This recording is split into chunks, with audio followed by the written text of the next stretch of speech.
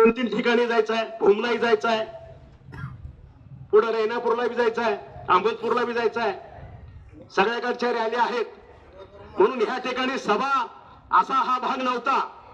फक्त असं वाटू नये की बाबा आमदार साहेब आले काय बोललेच नाहीत, नुसतं आले हात जोडले निघून गेले.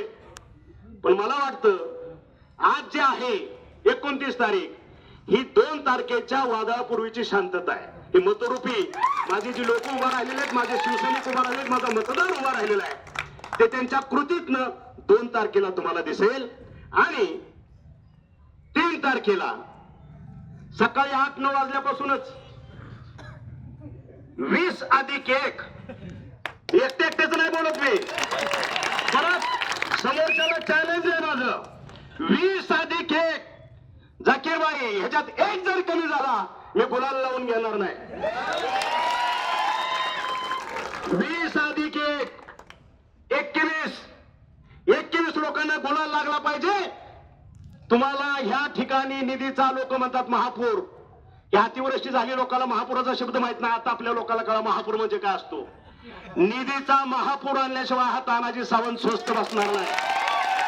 आज ह्याच्यावर 200-250 कोटी दिसतात 2 वर्षात. आपल्या हातात अजून 4 वर्ष आहेत, गुणिले 2. आज जवळपास अजून जर 500 कोटीचा निधी ह्या ठिकाणी आणला तर माझ्या शहराचा चेहरा मोडा बदलून टाकल्याशिवाय मी स्वस्त बसणार नाही. आणि ती निधी आणायची जबाबदारी ही एकट्या तानाजी सावंतची असेल. तुम्ही फक्त काही काम करा, निधीचं काही आणा, साकडे घाला. साहेब आपल्याला हे पाहिजे.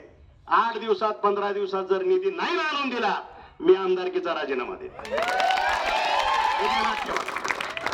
विकासाला निधी कमी पडू देणार नाही.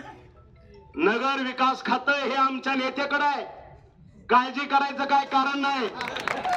आलं का लक्षात? त्याच्यामुळं पुढच्या 5 वर्षात माझा परांडा शहर कसा असेल हे चित्र मला दिसतंय.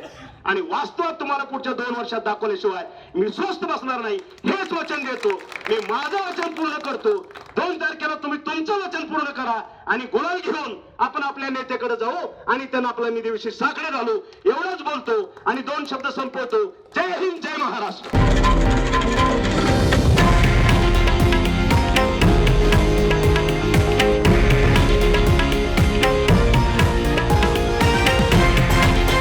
हे आहे देशातील नंबर 1 न्यूज नेटवर्क आणि आपण पाहत आहात TV9 मराठी, एकमेव.